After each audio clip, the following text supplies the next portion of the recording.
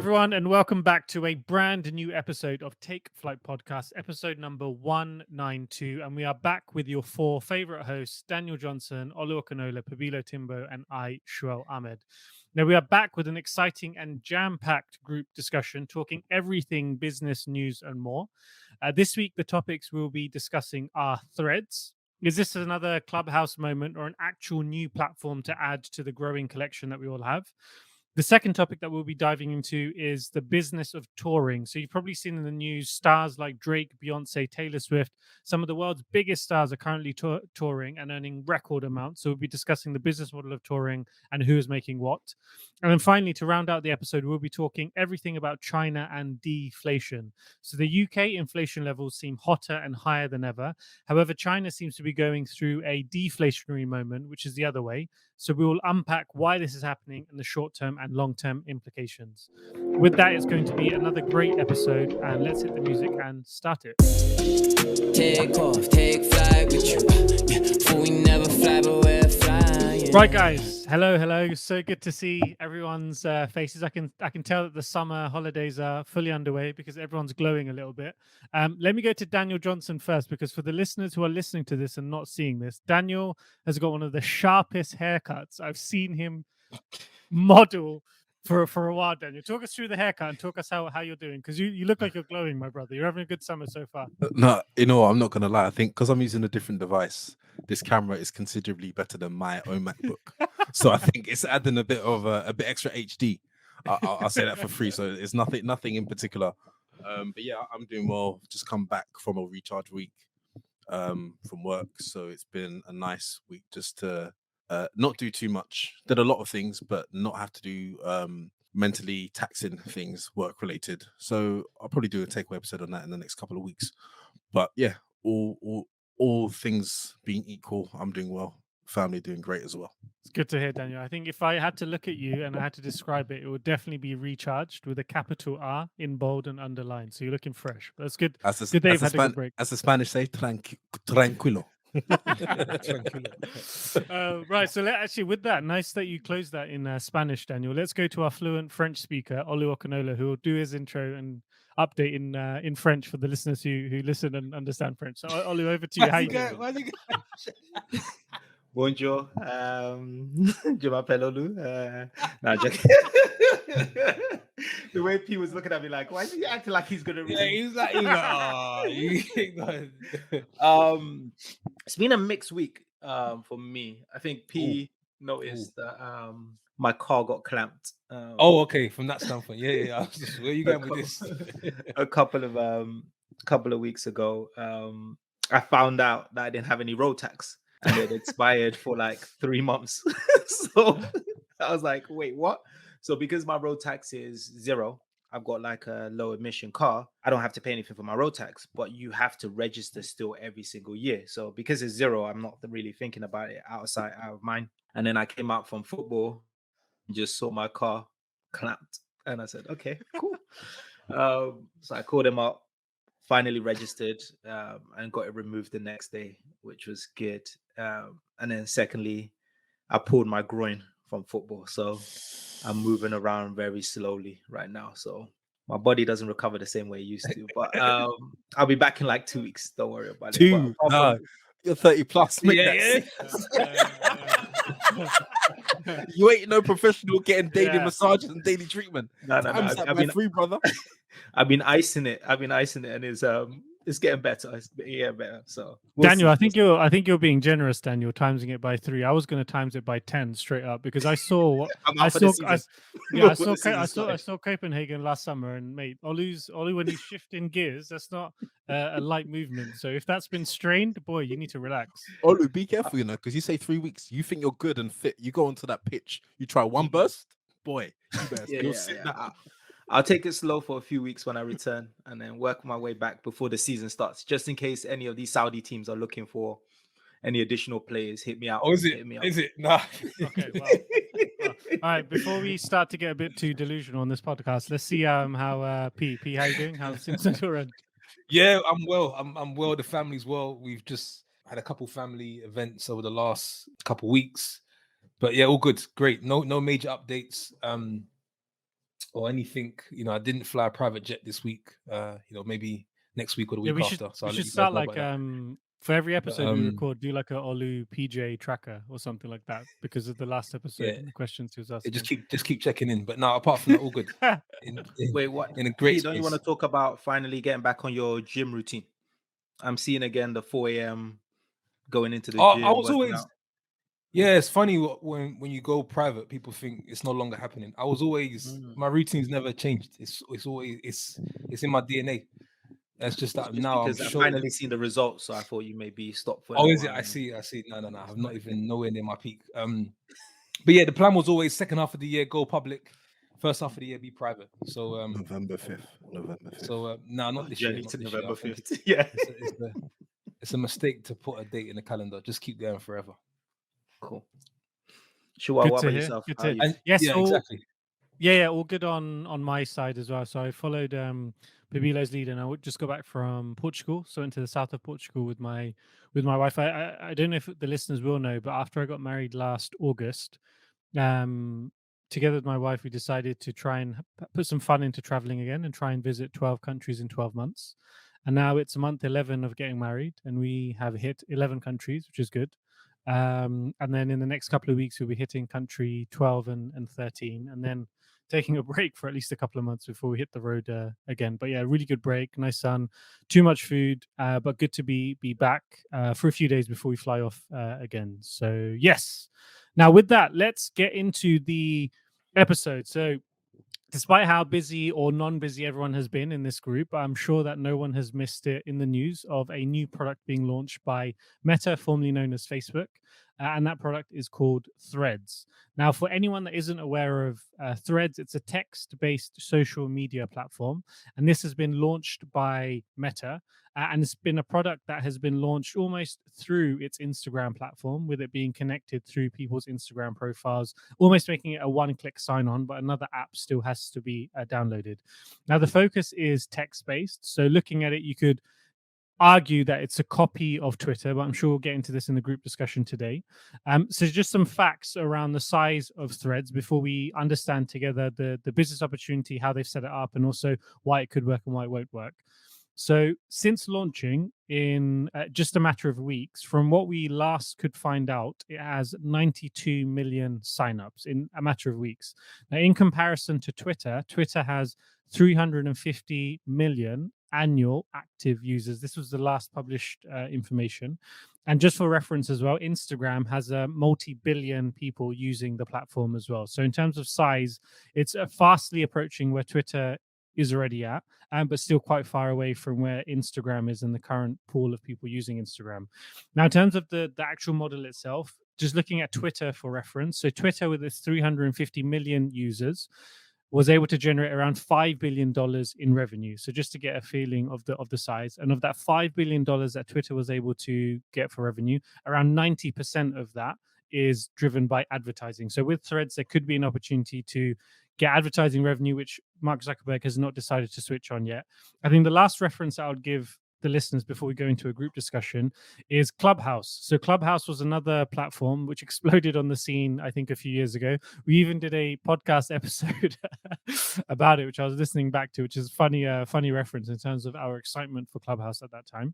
But Clubhouse at its peak was able to get 10 million people actively using it, I think, per week. So Threads has already surpassed that, and that's probably the power of Instagram coming through. So just to set the scene, those were some of the numbers, some of the references, and also the overall business model. But let's understand a bit more about maybe Meta, Facebook, how their business model operates, and how this has come through with the Threads release. Maybe with this we can go to Olu to get your thoughts. Yeah, sure. So I think when we look at Facebook, Meta, and really just looking at the last few years in regards to innovation or copying, I think a lot of people have come out and said that they've been copying other companies' features, functionalities. I think before you go into that, you need to really understand the different stages of a business. So whenever a business starts, there's really four key stages. You've got the startup stage. If anyone's watched Social Network, the movie, you'll see sort of the background on how Facebook got started. Then you hit that sort of growth stage, where they start to acquire customers, revenue, etc. Then you get to that maturity space where it's like they're now so big that they start to hit that maturity space. And then finally, the fourth stage is either they need to renew, so come up with a new business model, look at any competitors, attack those competitors, or they start to decline. A perfect example of this was the blockbuster Netflix. If you've looked at that, and I always tell people that's a great case study to actually look into, is you see a new company come out such as Netflix, which had a new way of delivering movies and showing it, putting it on the internet, etc. Blockbuster had the old traditional, you had to send it out. They refused to change their business model because they said, this is how it is, this is how it works. We're doing right now that maturity stage. And now, how many people go to Blockbuster? Does a Blockbuster store actually exist? No, it's declined, it's failed. So now let's go back to Facebook, really understanding, okay, what stage is Facebook currently at? So Facebook is currently at that maturity stage. The reason why I know it's at that maturity stage is if you look at their active users, they've got around 2.9 billion hours. If I look at how many they've added year over year, you're looking at roughly less than 10%. So they're not growing at such a massive space. They're really at that mature space. So now the key thing is really, how do they stop themselves from failing and declining? The best way to do that is really, instead of innovating, because it's a lot harder when you're massive organizations, is crush the competitors by copying and releasing a feature onto your already 2.9 billion users, right? That basically stops any new company from starting, because it's like, hey, I've got this new feature, really cool, whatever, etc. There's always that barrier of either you got to download a new app or you need to pay for it. No, just use your Instagram, use your Facebook, an application that already exists, and just use that. And I'm just gonna, before I pass it on to the rest of the team, right? I'm just gonna talk about some of the key innovations, or some people would say copying from other companies. August 2016, right? Instagram introduced stories, which was, a lot of people would say, replicating Snapchat's functionality.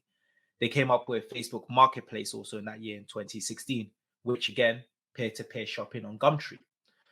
In 2020, they had Messenger Rooms, which again was competing with like Zoom, House Party, those. August 2020, they came up with the Reels, which again was like TikTok. They saw another competitor come out and said, how could we copy that? How could we replicate that within our ecosystem? And then now recently, which is what we're talking about in this topic, is around the Threads, which is copying or replicating what they have in Twitter. Now, I think what's slightly different with this versus the other innovation is they've typically added it as a feature on their current application. This one's different because it's a separate app. There's a level of barrier to, now people have to actually download the app, register, sign up to it. But yeah, that's sort of the business model and how to think about it. But really, the key thing is, if you don't want to decline, you got to find a way to innovate. It's very difficult in big organizations. So the next thing to do is crush your competitors by copying their features and introducing it to your already massive user base. Love it, Olu. So comprehensive as well. And I think not to discount on the fact about copying, because copying as a strategy may seem quite easy, but those examples that you gave, Olu, are very successful examples of copying and distribution done at scale and really generating a sizable business from that. So then maybe we'll go to Daniel next to get your thoughts, because I think, Olu, you've really set the scene for us. But then, Daniel, how can we make sure that this isn't a Clubhouse moment, right? That it's not going to like peak and crash very quickly. Why do you think it could work and it could become a great new platform? No, I think Olu set the scene very well, because a number of factors that he mentioned, such as the copying of stories, Instagram Reels, which has made them successful to date, factor into why I think Threads could be a success. But what I'm actually going to say isn't necessarily directly to Meta. It's actually based on their competition, Twitter. When you look at Twitter right now, there's been talks about Zuck and Musk getting into a ring to have a fight. But the real fight, the real battle is actually on the mobile phones right now. And I think that's where they need to focus their attention. Twitter, last year got a new owner, Elon, who had a lot of ideas on how Twitter should be run. But unfortunately, in his era, it hasn't gotten off to a great start. They've had a number of issues, such as his polarizing figure. Some people love him, others just can't stand him and therefore don't use his platform anymore. The Twitter Blue subscription, which was introduced, but then also the price of the subscription was increased. The algorithm and content moderation policies were adjusted and has scared away advertisers, some even leaving the platform, and also most recently limiting the number of posts users can view each day. And the fact that on its first day, Threads had 30 million signups and 5 days later 100 million, it's no coincidence that this is potentially could be the Twitter killer. That's what's been heavily said on social media. And because, like Olu said, Thread is embedded with Instagram, which has over if I recall correctly, 2.4, I think they have on Instagram. Billion. yeah, billion. And then I think they have 2 billion monthly active users. In fact, if they can just get 25% of the active users, that's 500 million active users on Threads alone. That eclipses Twitter. I think opportunities will come when advertisers may see that Threads is more lucrative. That will then eat away the competition from Twitter. And even to mention that Meta has made the smart choice of leveraging their most popular asset, Instagram, and using this to springboard Threads to have a quick and successful launch. I think this is probably their most successful product launch to date. And when you think about even how they brought, I think they've been speaking about this since March 2023 this year. And when you look at what they originally were going to do is launch on a Thursday, they brought that forward by a day. And it just goes back into like their sort of startup mentality, just release, just ship products. We can fix things as they go along. And I'm not on Threads, but I've heard that it's not probably the best product, probably about 80% there. There's still a bit of improvement that's required. And I know P will go into why it potentially couldn't work, but I just thought that's a key factors to say of why it probably could work, why it could be successful. But yeah, I think it's great healthy competition. I think Musk probably isn't very happy. Probably will try and file some lawsuits against this. They even tried to say that Meta stole some Twitter engineers to come and build this product. But yeah, who knows? Who knows what happens? I think Meta did respond, and they responded in Threads to those allegations. Yeah. I think Musk is sweating at the moment. For sure, he's sweating at the moment. Especially, I remember we did an episode, and maybe we need to revisit it at another date on Elon Musk and Twitter and how he'll make it successful. I think there's a few people on this podcast who were saying that how there's no wrong, that Elon can't do no wrong. But right now he's sweating. I think Daniel, you mentioned the fact that Elon went on Twitter and said he wanted to fight, if I remember, Mark Zuckerberg. I saw a picture that Mark Zuckerberg posted a few days ago, and I'm just going to tell Elon Musk now, you don't want that problem. You don't want that problem. But you're also forgetting that Musk is jiu-jitsu trained as well. So both of them, like I know Zuck's taken it seriously, but also Musk has done stuff in the past, but maybe he's a retired professional fighter, a bit like P with karate.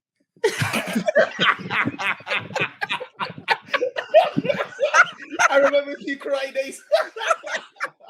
Hey, any listener, Google Pabilo Timbo, Edmonton County or karate or something. You'll get signed out of archives. Hey, I've got how many we laugh, but I've got what 14 medals in the draw, of which I think 80% are gold. So in the end, for the next episode, what I can do is when I get back home, I can get them.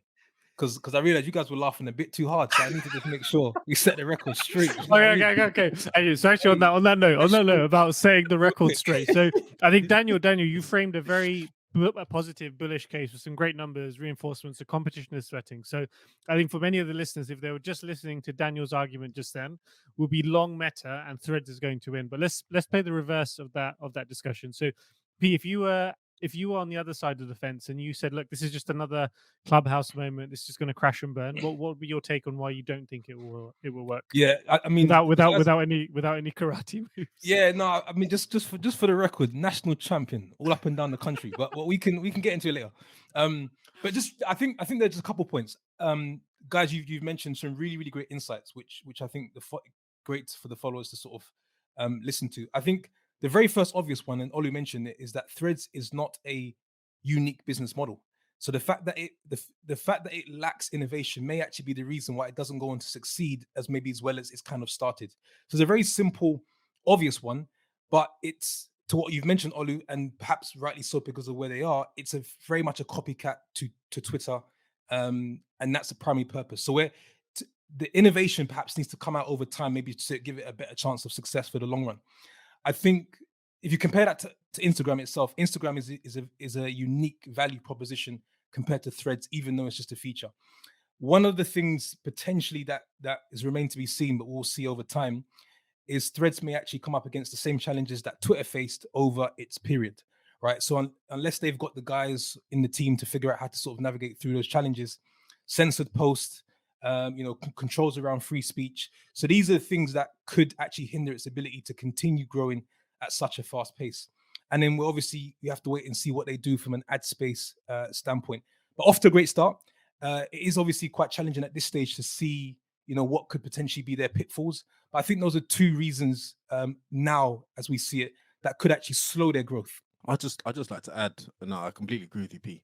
I think one other element that could potentially hinder or slow their growth is regulators. I think with Meta being a formidable social media giant, the regulators, governments may be increasingly concerned about Zuckerberg's influence and power that he has within the social media arena.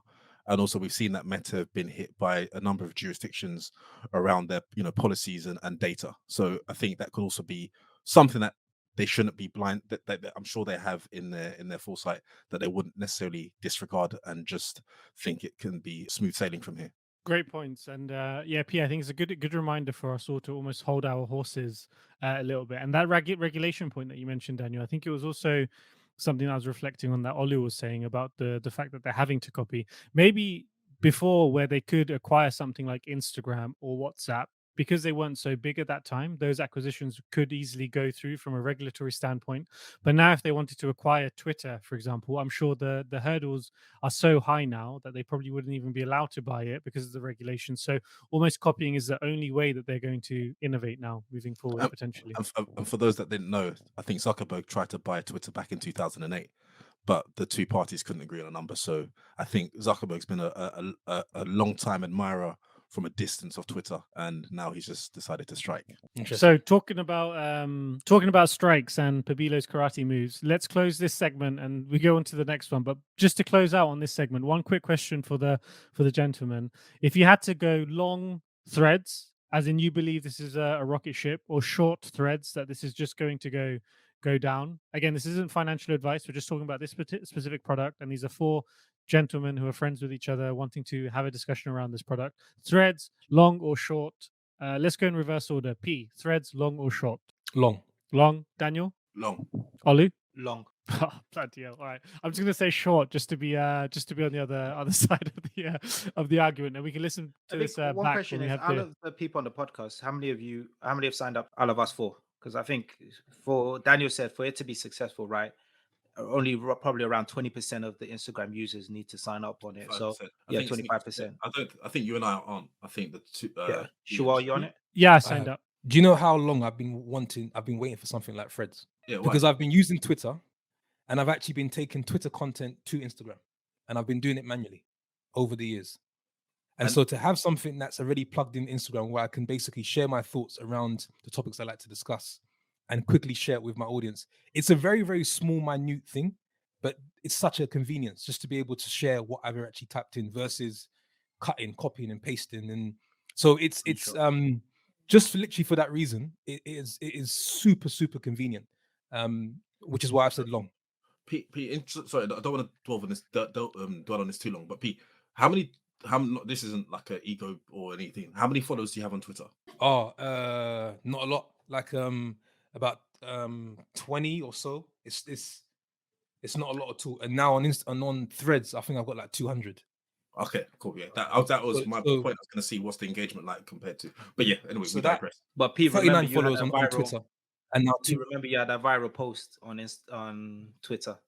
Which then no, it was viral. It was viral on Instagram. It was created in Twitter. Which makes me then think that those, not to say in a rude way, but then those people, that viral post didn't equate to them more followers on Twitter. Whereas now, if that was to go viral, but I think it's because P was saying that it went viral on Instagram. So it's when he copied and pasted on Instagram, it went viral and he got the followers on Instagram. Yeah, but my point is that people didn't then say, "Oh, this guy's got good content. Let me go and follow him on Instagram." It could now be the case that it goes viral on Instagram and people then start following on Threads because it's a thread-related content. Yeah, that makes sense. Yeah. So Twitter could be done by the summertime, bro. Influencer. If it is, we'll It revisit could that. be We'll over. revisit that topic. It could be over Yeah, we could. very quickly. This will be a good episode to Okay, cool. revisit back. But then with that, so talking about audiences and summertime, so we're now into the summer where there seems to be festivals going, tours are in full swing. We've seen some of the biggest stars like Drake and Taylor Swift who are generating multi-million dollars, hundreds of millions in some cases. And we wanted to understand together the business model of touring. So why do artists seem to want to build up this touring muscle and try and exploit that as much as they can? So again, just some numbers to set the scene. So Taylor Swift is projected to earn on her current tour $300 million. And this is a global tour, I think, focused primarily on North America and then Europe.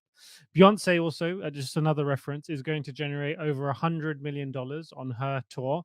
And for those of you that follow the inflation news, a Swedish minister was recently commenting on why Swedish inflation was so high, and he actually used the fact that Beyonce was in the country on tour as a reason why the inflation was so high in the country. So you're seeing the sizable impact of this tour, these tourings. And then of course Drake is back on the road, his first tour since after the pandemic, and he's also projected to make more than 100 million. So lots of big numbers, big artists with big followings, and they're looking to monetize their fan base. So in this segment, we're going to understand a little bit around the business model. Is this potentially a COVID impact still, or do we think there's going to be more tours in the future? So maybe Daniel, why don't you walk us through the business model of touring, and if you're actually planning to see anyone on tour this year? Yeah, Drake's 100 million minus that 250,000 in it for the late fees for going over the curfew.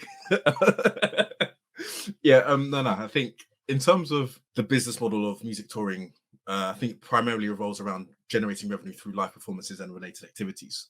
And they're about, I've got a list of about 7 different ways that they can create revenue and what the model is. The first being ticket sales, which is the primary source of revenue, and fans purchase tickets to attend the concerts, the shows, the live, the live show, and then the income generated depends on factors such as whether the artist is popular, the venue capacity, and the ticket pricing. Secondly, merchandise sales. Artists often sell merchandise around these events, posters, albums, t-shirts, etc., and souvenirs for fans. Recently, with the crypto space, NFTs also give some a higher level of sort of sense of ownership. Sponsorship and endorsements is the third. I won't go into detail because some of these are self-explanatory. You also then have VIP packages and upgrades, which many artists offer. And then ancillary sales. So beyond just the tickets and merchandise, music tours can also generate income through various ancillary sales, such as concession, foods, beverages, parking fees, on-site services, which typically may be in the US, but also in the UK, depending on how the arrangement is with such venues like the O2, Wembley. That could also be part of their revenue. Then licensing and broadcast rights, which many people aren't aware of, that if a live performance is recorded and then licensed for television or to Netflix, this also then creates more revenue for themselves, or in the old days, DVD releases as well. And then lastly, whilst it's not particularly direct revenue stream, the touring is promotion. So from the crucial role in promoting an artist's music or their brand may be releasing music around the same time, increasing fan engagement to drive more music sales or streams, etc., is a popular way of doing things as well. But one thing to mention, that everything I've said all depends on the artist's popularity. I can't now go and release an album and expect to be, making Taylor Swift money. No. So you got to factor that in. And I think sometimes people often think that musical artists, especially up and coming ones, just go on tour and make money. But you have to realize, to generate the money, you have to spend a lot of money in these shows, because whilst that 300 million is a lot, I wouldn't even want to hazard a guess how much goes into the lighting production of each show every night, traveling with the production team, AV and lighting, dancers, singers, etc., traveling around the world. So I'm sure it's a very exhausting time as well for artists. But to your question, Sherelle, do I have any plans? No, I went to a concert last month, Hans Zimmer, but I don't really go to live shows in the UK. If you get me a jar on a shanty back in Chicago, I'm there. Murder. Holla. Front row as well. Front row. Actually, with that Hans Zimmer one, is he on a tour, Daniel, or was it like a one-off or like a select amount of shows that he was doing? He usually does a tour, the world of Hans Zimmer, every year. He's got the next one in London in April next year.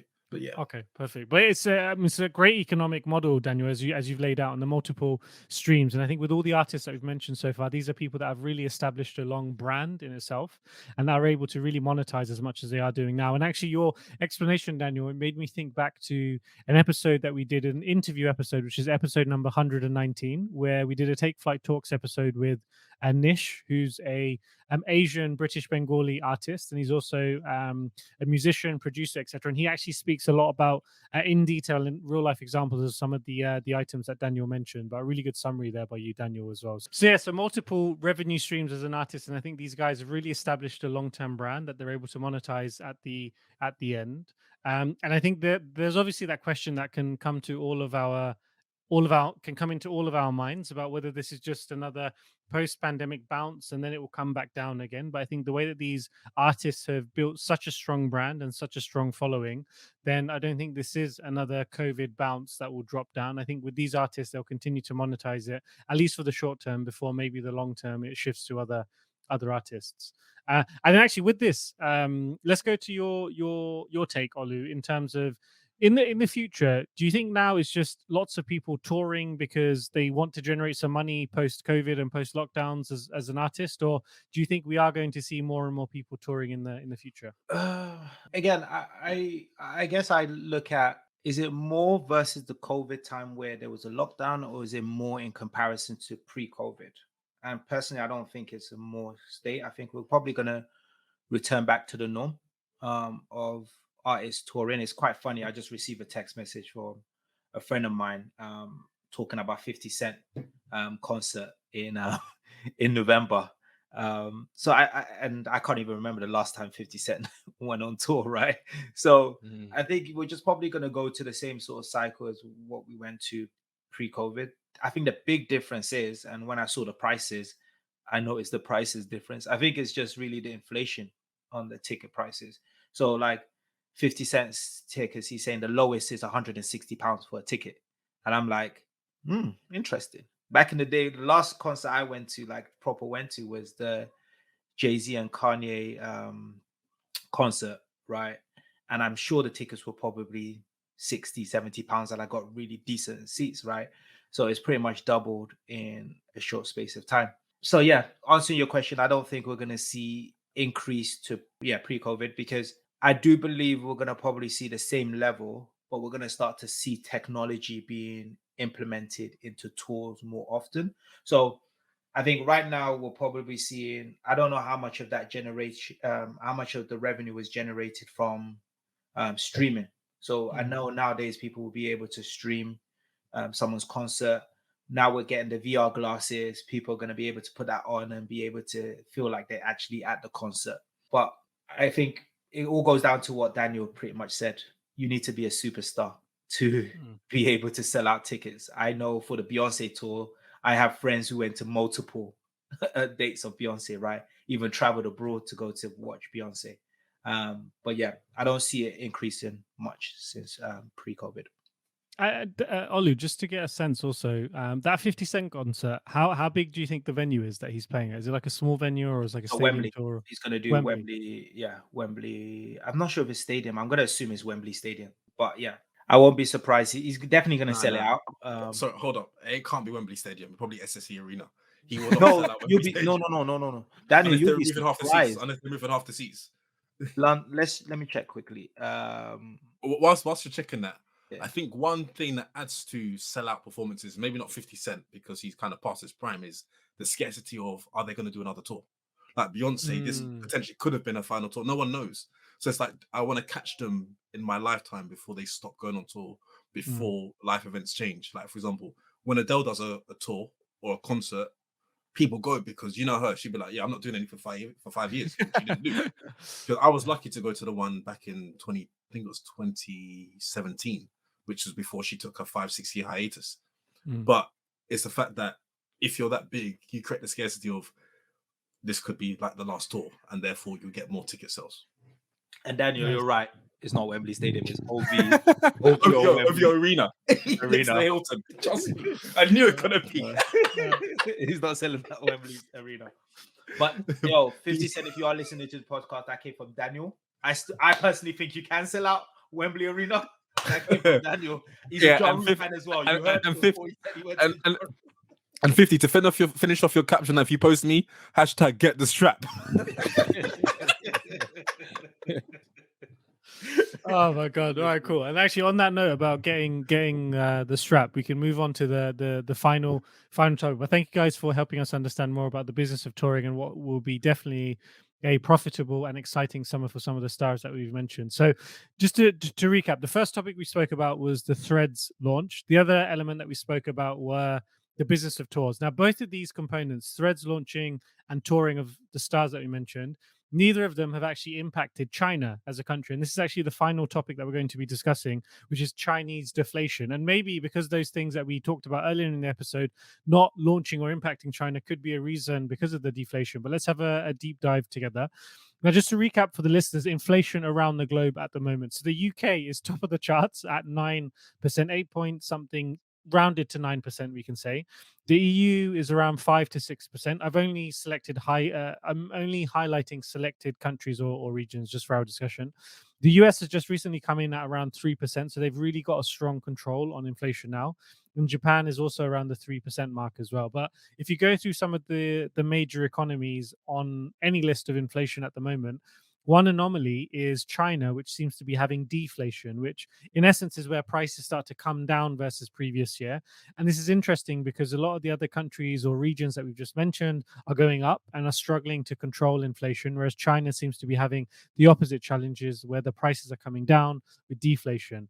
And with high inflation comes higher interest rates. So we've seen the Bank of England recently announce higher interest rates, whereas in China, they're actually going the opposite way, where they are looking to reduce the rates, the central bank, and what implications this could have. We could understand in a bit more detail in this discussion. So let's go to Pabilo first in terms Yeah. of helping us understand why is China going into deflation anyway compared to the rest of the world.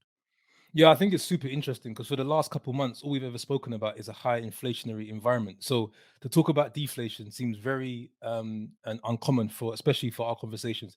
But just to dive straight into the points, so it's important not to make the mistake that China is actually growing. It's just that it's growing at a very, very much slower pace than what they anticipated compared to that post-pandemic era. I think the maybe one of the main drivers is the fact that they still have weak commodity prices due to continuous price cuts. They have sort of this mid-year online shopping festival 618, and that's countrywide. So at some point those price cuts have either got to stop, slow, or they've either got to sort of start to increase those prices again. Tensions with the US is certainly a driver, and what that does ultimately is affect confidence from a business standpoint and maybe foreign investment.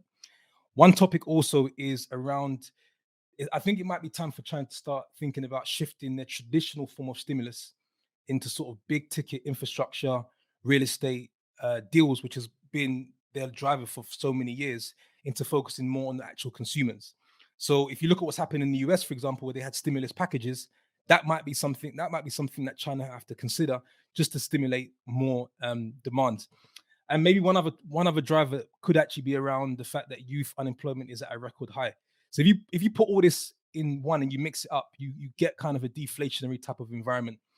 And ultimately, what is needed is sort of capital liquidity injected into the system to stimulate some sort of growth and demand, coupled with low interest rates. Yes, great contrast that you've given us, P, especially if you look at the UK or Western Europe or the Western world economies at the moment. And I think at the moment, everyone is so hung up on inflation being so high and some of the challenges that comes with that. But on the opposite end of the spectrum, even when prices are going low with youth unemployment, as you really nicely laid out, this can also cause other bigger issues as well, and probably more systemic. So I think with this, let's think about the short-term implications of a deflation environment, because maybe some of our listeners can't even remember when the last time we were in a deflationary environment, if ever. So maybe Daniel, you can walk us through some of the short-term implications that this may have on China and maybe the broader world as well. In terms of the short-term impact, I think Pete covered quite a lot of them, and just to gloss over them, I think it's going to make it more difficult for borrowers to service their debts, as the rising value of money makes fixed loan payments more expensive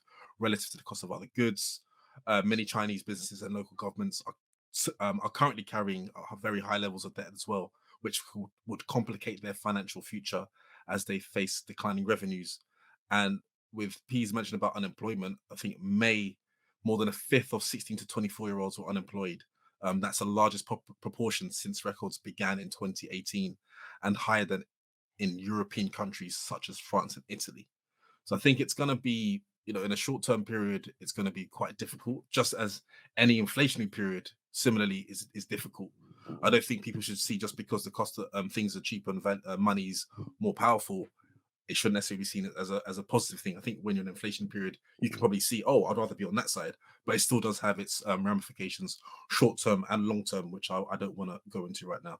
I think we'll save that for Olu. But that's a perfect bridge. Great points, Daniel. And that's a perfect bridge to Olu to maybe walk us through some of the long-term implications of a deflationary environment.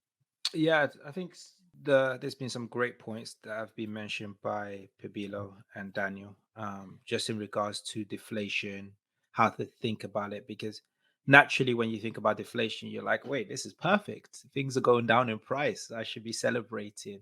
But I think P and Daniel have obviously highlighted the impact on the economy that has.